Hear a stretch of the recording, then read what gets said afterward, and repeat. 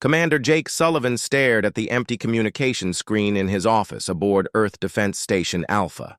For 3 months, he had talked with Zephyr 9 every morning at exactly 800 hours. The crystalline alien being from the Galactic Commonwealth always appeared on time with updates about human colonies and joint research projects. Today, the screen showed only static. Jake pressed the communication button again. Nothing but white. Noise filled the speakers. He tried different channels and backup systems, but found the same result everywhere. The silence felt wrong in his bones. Captain Lisa Martinez was having similar problems 300 light-years away. Her ship, the USS Endeavour, had been patrolling the outer rim when all contact with Kepler Station went dead. She ordered her navigation officer to set course for the station immediately. What they found when they arrived made her stomach turn. Cold, empty space stretched where Kepler Station should have been floating. No debris field marked its destruction. No emergency beacons called for help. The massive research facility that housed 5,000 humans and aliens had simply vanished. Without any trace, Lisa ordered her crew to scan for survivors or clues, but the sensors found nothing except cosmic dust. Back on Earth, Admiral Richard Hayes received the emergency reports flooding into Central Command. Every human outpost beyond the solar system had gone silent within 72 hours. The pattern was too precise to be accidental. Someone had systematically cut off all human presence in Commonwealth space. Dr. Elena Rodriguez sat in the main analysis lab studying the few scattered transmissions they had managed to record before the silence fell. Her team of specialists worked around the clock to decode the alien data streams. What Elena found in the hidden frequencies made her hands shake as she prepared her report for the Admiral. She walked into the emergency briefing room where Earth's top military leaders had gathered. Admiral Hayes looked up from his tactical displays with tired eyes. General Patricia Moore stopped her conversation with Colonel Steve Peterson when Elena entered. The room fell silent as everyone waited for her findings. Elena activated the main display screen and began her presentation. The Commonwealth had not abandoned humanity by accident. Hidden codes in their final transmissions referenced something called the Final Cleansing. Every mention of humans in the alien databases now carried a new classification that chilled Elena to read aloud. Terminal Threat Species. The Commonwealth had never seen humans as potential allies or friends. They had been studying humanity like scientists study dangerous bacteria.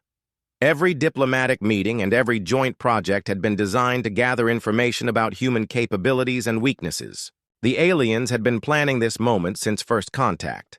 Commander Sullivan discovered more evidence in the archived Commonwealth data files. Working through the night with his intelligence team, he found references to human unpredictability and chaos-driven evolution. The aliens feared something about humanity that went beyond simple military strength. They were afraid of what humans represented. Admiral Hayes called for immediate mobilization of all Earth defense forces. Every ship in the fleet received orders to return to Earth space. Every colony within the solar system began emergency preparations. The Admiral knew they were facing something far worse than invasion. This was extermination. Captain Martinez continued her desperate search of the outer systems for any surviving humans. Her crew found evidence of systematic destruction at every location they visited. The aliens had been thorough in their work. No human outpost remained intact, and no survivors could be found anywhere in Commonwealth territory. Dr. Rodriguez made another disturbing discovery while analyzing Commonwealth, technology that humans had been slowly reverse engineering. The alien systems contained hidden programming that could be activated remotely. Every piece of Commonwealth equipment on Earth and in human space was potentially a weapon pointed at humanity. The final proof came in a transmission from Zephyr 9 that arrived just as Earth's defenses reached full alert status. The crystalline being appeared on screen for only 30 seconds before the signal cut forever. Its message was fragmentary and filled with static, but the meaning was clear.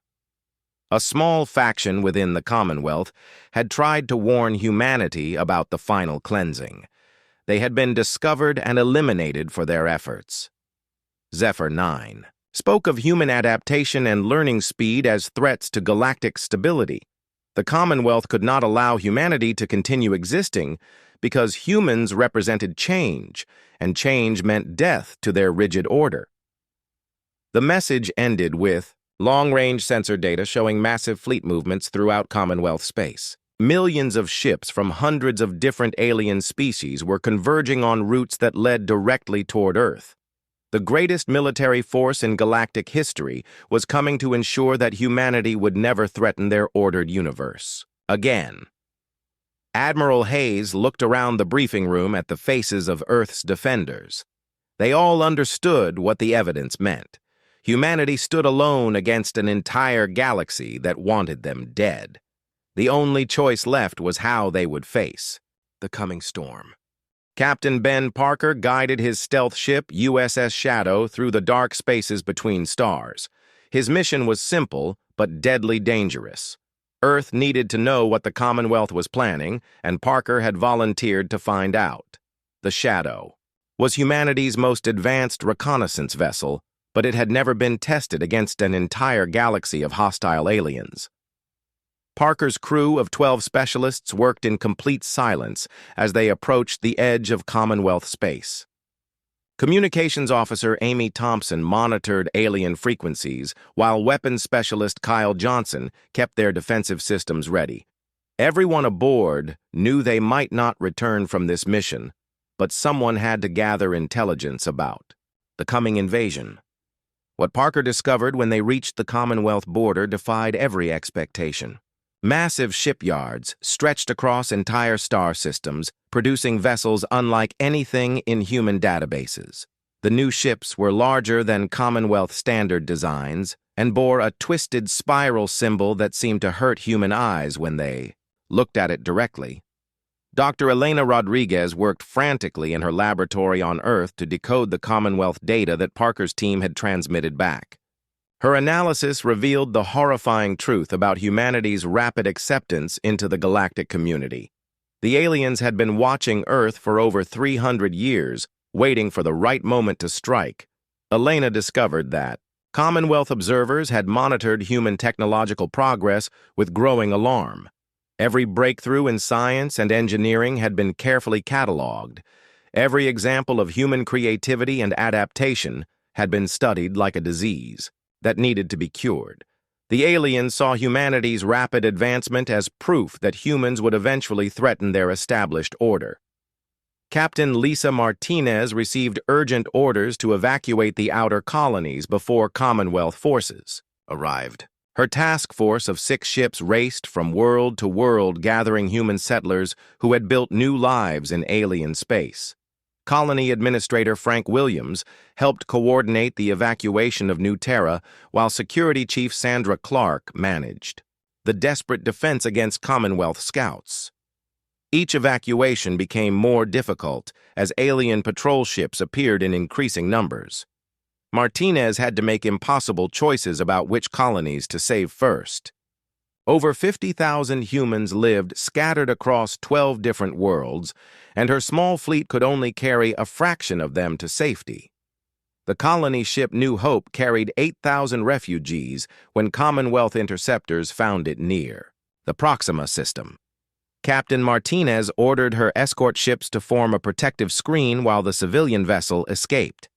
The battle cost humanity 3 destroyers, but the refugees reached Earth space alive. Back on Earth, Admiral Richard Hayes coordinated the largest military mobilization in human history. Every ship in the merchant fleet was converted for military use. Every factory retooled to produce weapons and ammunition. Every person with relevant skills was drafted into the defense effort, regardless of their previous occupation. General Patricia Moore supervised the frantic construction of orbital defense platforms around Earth and Mars. Her engineers worked around the clock installing weapons systems that combined human innovation with captured Commonwealth technology. The results were crude.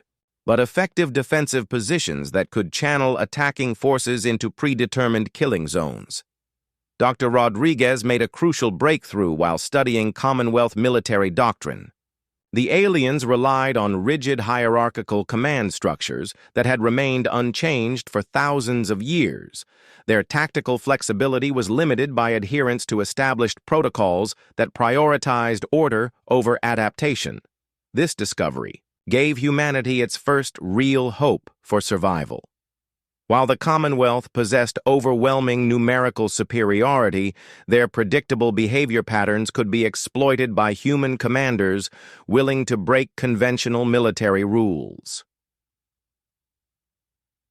Commander Jake Sullivan began developing new tactical doctrines based on Elena's research. Working with Colonel Steve Peterson and Major Linda Wilson, he created training programs that emphasize chaos and unpredictability over traditional military structure. Human forces would fight like no enemy the Commonwealth had ever faced. Captain Parker's reconnaissance missions revealed more disturbing intelligence about Commonwealth preparations. The alien alliance was not just preparing to invade human space. They were planning to sterilize every world humanity had touched to ensure that no trace of human influence remained in the galaxy. The aliens feared human unpredictability so much that they were willing to destroy entire star systems rather than risk humanity's chaotic influence spreading to other species. This was not conquest, but complete elimination of everything humans represented. President Jonathan Hayes addressed the combined leadership of Earth in an emergency session of the Global Defense Council. Representatives from every nation and colony listened as he outlined the situation facing humanity. The aliens were coming not as conquerors but as exterminators who would accept nothing less than humanity's complete destruction. The President's speech was broadcast across Earth and to every human settlement in the solar system. His message was simple but powerful.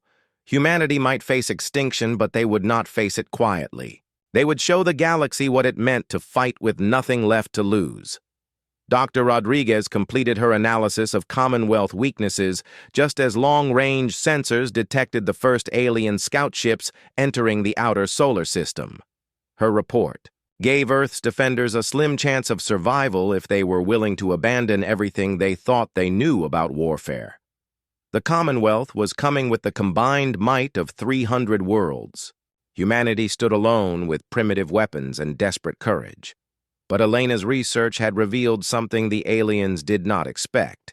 Sometimes chaos could defeat order if it struck fast enough and hard enough to shatter the enemy's rigid plans. Chief Engineer Tony Rodriguez wiped sweat from his forehead as he supervised the installation of humanity's last desperate defense systems. Working 18-hour shifts in the orbital shipyards above Earth, his team had managed to upgrade every available weapon using reverse-engineered Commonwealth technology. The results were crude, but potentially effective against enemies who expected primitive human capabilities. Tony's engineering team included specialists Kevin Brown and Laura Davis, who had made breakthrough discoveries about alien power systems. They found ways to overload Commonwealth energy weapons by feeding them incompatible human power sources. The explosions could destroy entire alien vessels if the timing was perfect. Captain Danny Mitchell commanded the construction crews building massive defense platforms throughout the solar system. His workers included engineer Maria Lopez and tactical specialist Ryan Carter, who designed automated weapon systems that could function without human operators. Every asteroid and piece of space debris became a potential weapon or shield in their defensive network. The defense platforms used a revolutionary new targeting system that Dr. Elena Rodriguez had developed from captured Commonwealth sensors. Instead of trying to match alien accuracy, the system was designed to create overlapping fields of destruction that would channel enemy ships into carefully prepared kill zones. Colonel Steve Peterson ran intensive training programs to prepare Earth's military forces for combat against alien enemies. Working with Sergeant Major Linda Wilson and Captain Ashley Green, he developed new tactics based on human unpredictability rather than traditional military doctrine. Every war game and simulation revealed that humans could not win through superior firepower, but might survive through superior creativity. The training emphasized speed and flexibility over rigid formation fighting. Human soldiers learned to think, like guerrilla fighters rather than conventional troops. They would strike fast from unexpected directions, then disappear before the aliens could respond with their overwhelming numbers. Dr. Rodriguez made another crucial discovery while analyzing Commonwealth technology samples. The alien systems were incredibly advanced, but also incredibly specialized. Each piece of equipment was designed for one specific purpose and could not be easily adapted for other uses. This gave human engineers significant advantages in developing countermeasures. Human technology was primitive compared to Commonwealth standards, but it was also remarkably flexible. Human weapons and equipment could be modified quickly to meet changing battlefield conditions. This adaptability might allow Earth's defenders to stay one step ahead of alien tactics. Admiral Richard Hayes coordinated the overall defense strategy from his command center deep beneath the Swiss Alps. His staff included fleet commanders like Captain Greg Anderson and Commodore Nicole Turner, who would lead humanity's space forces against impossible odds. Every tactical decision was based on the assumption that they would be outnumbered at least 50-1. The Admiral's strategy relied on trading space for time while inflicting maximum casualties on advancing Commonwealth forces. Human ships would conduct fighting withdrawals from the outer planets toward Earth, while defense platforms created increasingly dense obstacle courses for the alien fleet. Captain Ben Parker returned from another reconnaissance mission with disturbing news about Commonwealth fleet compositions. The aliens were bringing specialized ships, designed specifically for planetary bombardment and surface sterilization. They intended to burn every world humans had touched, rather than risk any contamination from human influence. Parker's intelligence revealed that the Commonwealth fleet included vessels from species that humanity had never encountered before. Some of these aliens possessed technologies that human scientists could barely comprehend.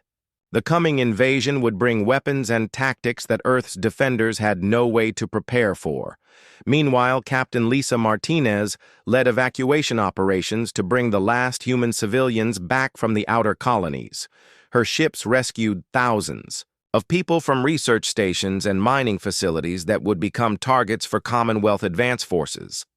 Every successful evacuation was a small victory against the aliens' plan for complete human extinction. The evacuations became increasingly dangerous as Commonwealth scout ships began probing the edges of human space. Martinez lost 2 ships and 400 crew members during the rescue of civilians from the Titan research facility.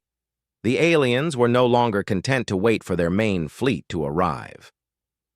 President Jonathan Hayes delivered a second address to the human species as the first alien scouts entered the solar system. Speaking from the underground command center, he told Earth's population that they faced the greatest challenge in human history. The aliens wanted to erase humanity completely, but they would learn that humans did not surrender easily. The President's speech was transmitted to every human settlement and ship in the solar system. His words carried a simple message that resonated with everyone who heard them. Humanity might be alone against the galaxy, but they were not helpless. They would fight with everything they had and make the aliens pay dearly for their victory. Dr. Rodriguez completed her work on humanity's secret weapon just as Commonwealth advance forces reached the orbit of Pluto. Her team had discovered a way to turn alien technology against itself by introducing chaos into their perfectly ordered systems. The weapon was untested, but it represented humanity's best hope for surviving the coming storm. General Patricia Moore assumed command of Earth's ground defenses as orbital sensors detected the full scale of the approaching Commonwealth fleet. Over 2 million alien ships were advancing through the outer solar system in perfect formation. The largest military force in galactic history was coming to ensure that humanity would never threaten their ordered universe again. The final preparations were complete. Earth's defenders were ready to make their stand against impossible odds. They knew they could not win, but they were determined to show the galaxy that some species would rather die fighting than live as slaves to alien order. The Commonwealth assault began with a probe force that dwarfed humanity's entire fleet. 50,000 alien ships entered the solar system in perfect formation, while Admiral Richard Hayes watched from his command center on Fortress Prime. The attacking force included vessels from dozens of different species, each bringing their own specialized weapons and tactics to bear against Earth's defenses. Admiral Hayes coordinated the human response alongside fleet commanders Captain Greg Anderson and Commodore Nicole Turner.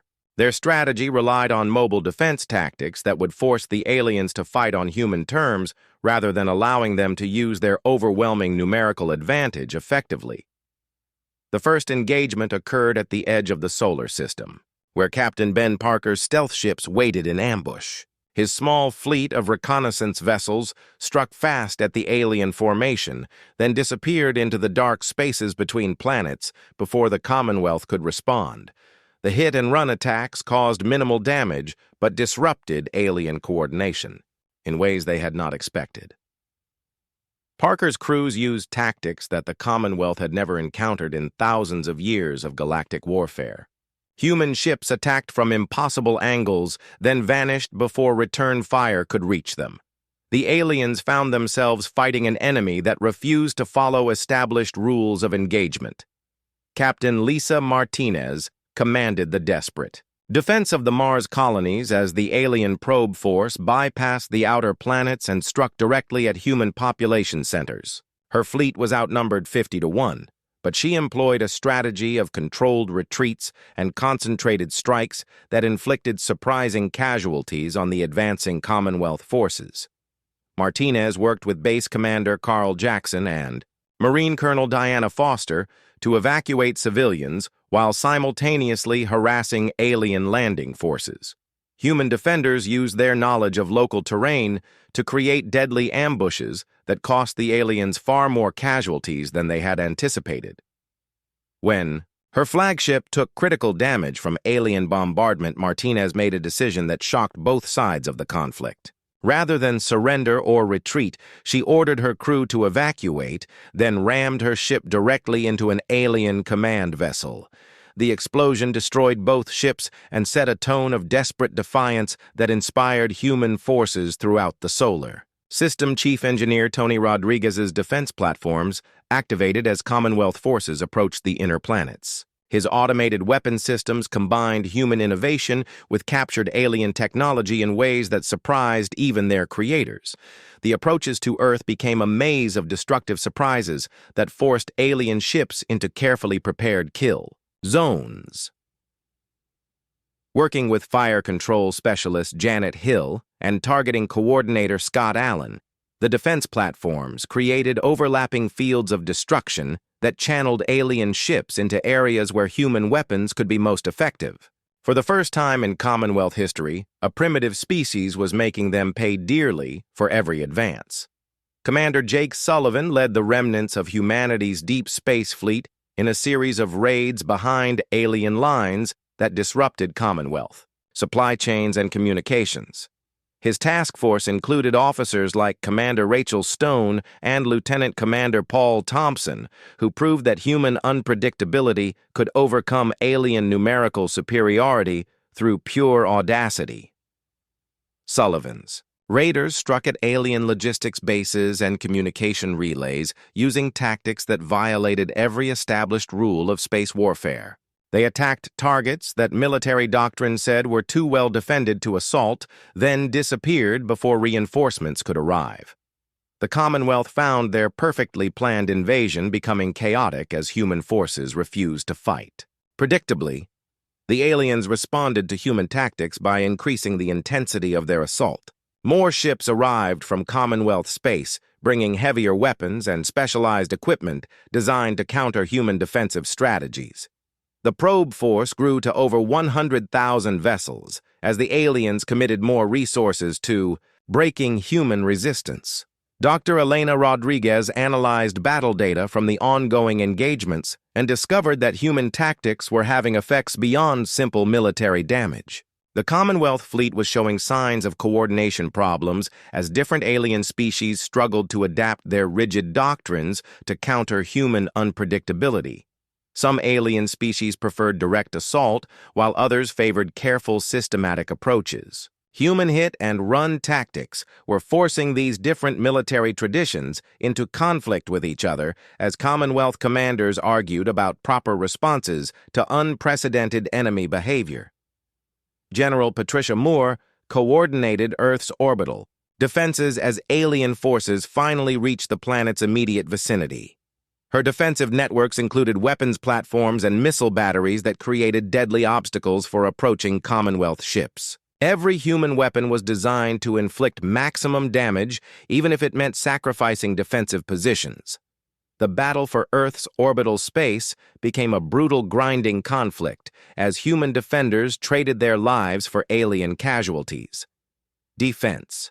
Platform crews stayed at their posts even when their positions became untenable. Human pilots made suicide runs against alien capital ships rather than allow them to reach bombardment range of the planet's surface.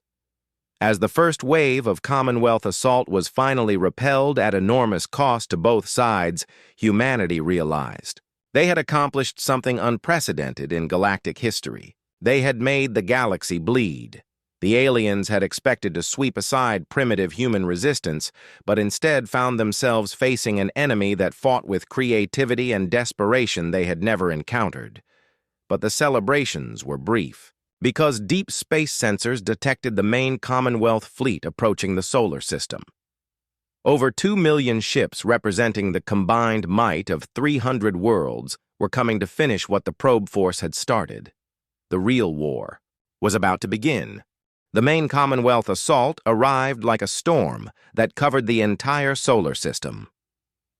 Admiral Richard Hayes watched from his underground command center as over 2 million alien ships entered human space in a formation so vast that it blocked out stars across multiple sectors. The fleet represented the combined military might of 300 worlds united in their determination to erase humanity from existence.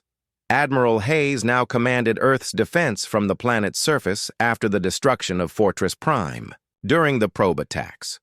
Working with Generals Patricia Moore and Arthur Kane, he implemented a strategy of layered resistance designed to bleed the aliens at every step of their advance toward Earth.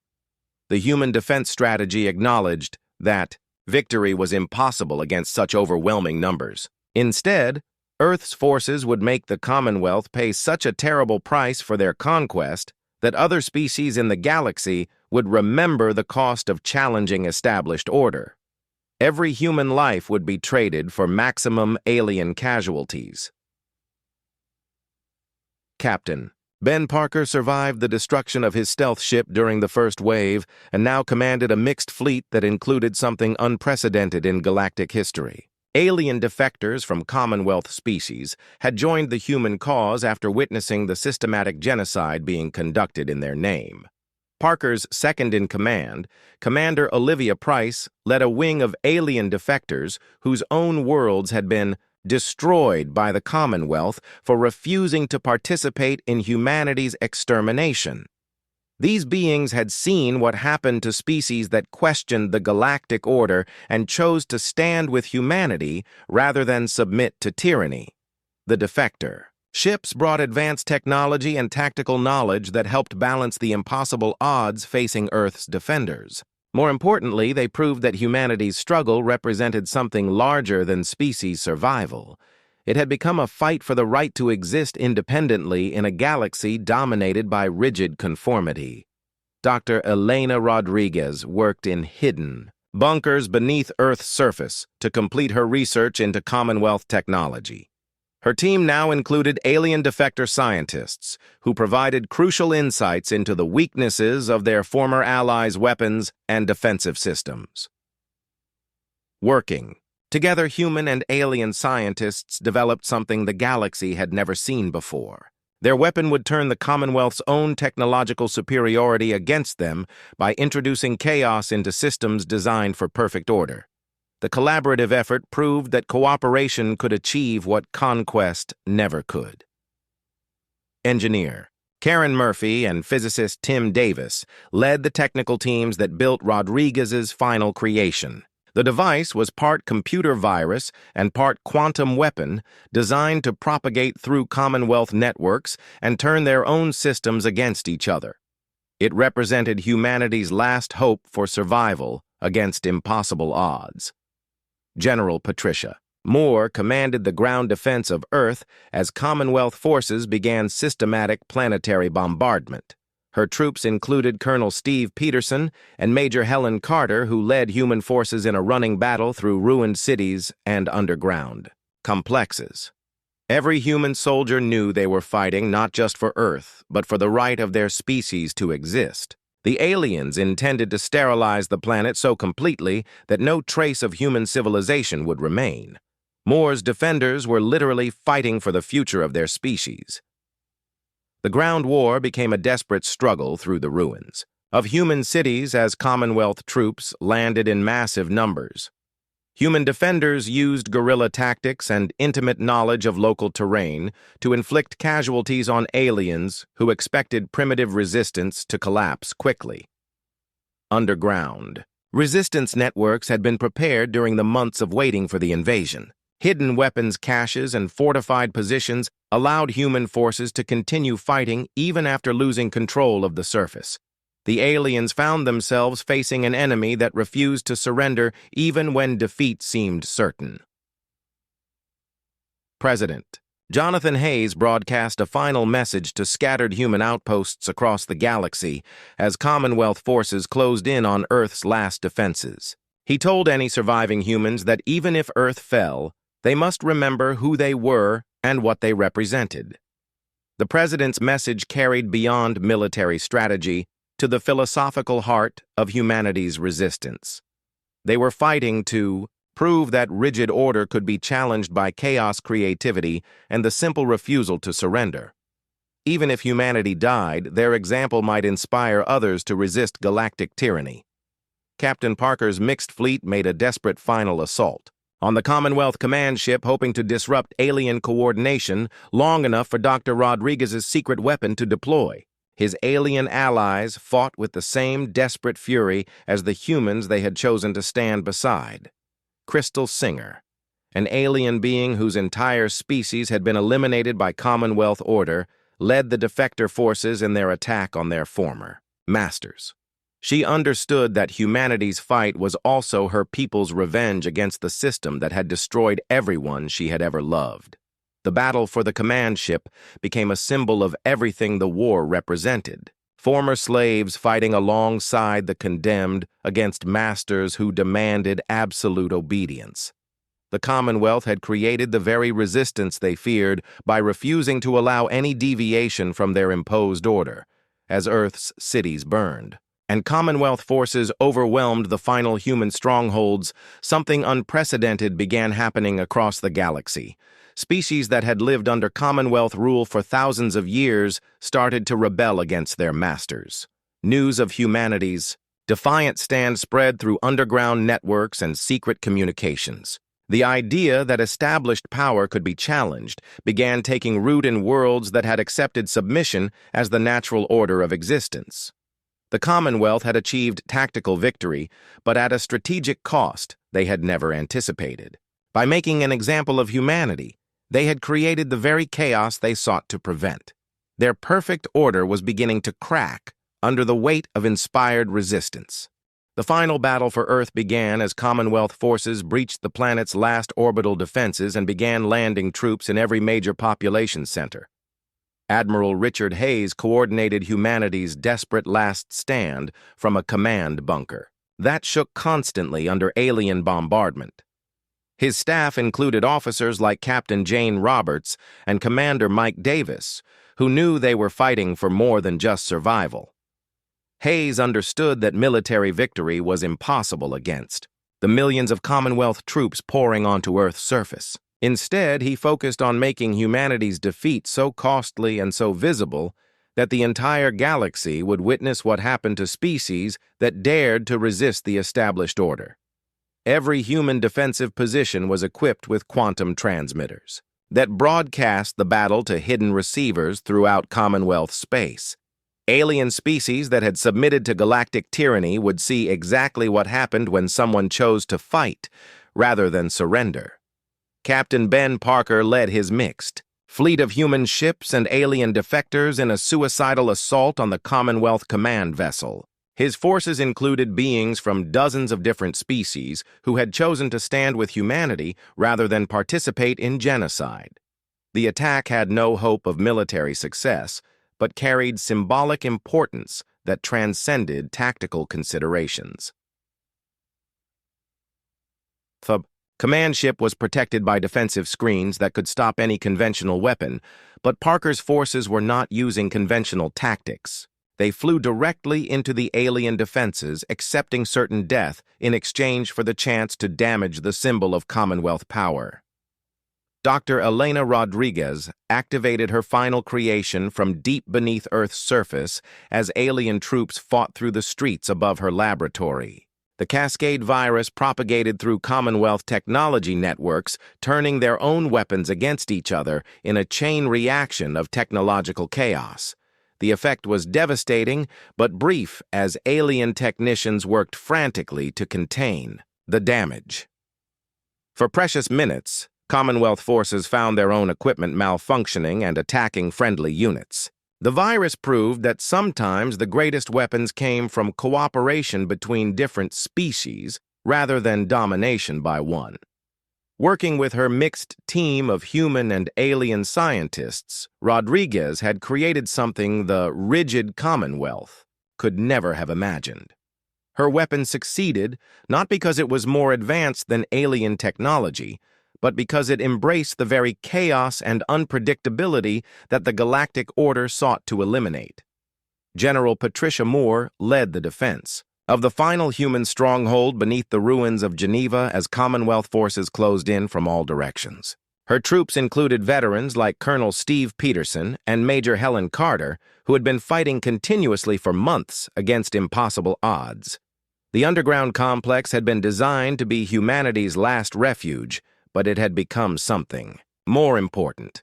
It was the place where Earth's defenders would make their final statement to the galaxy about the price of freedom and the cost of tyranny.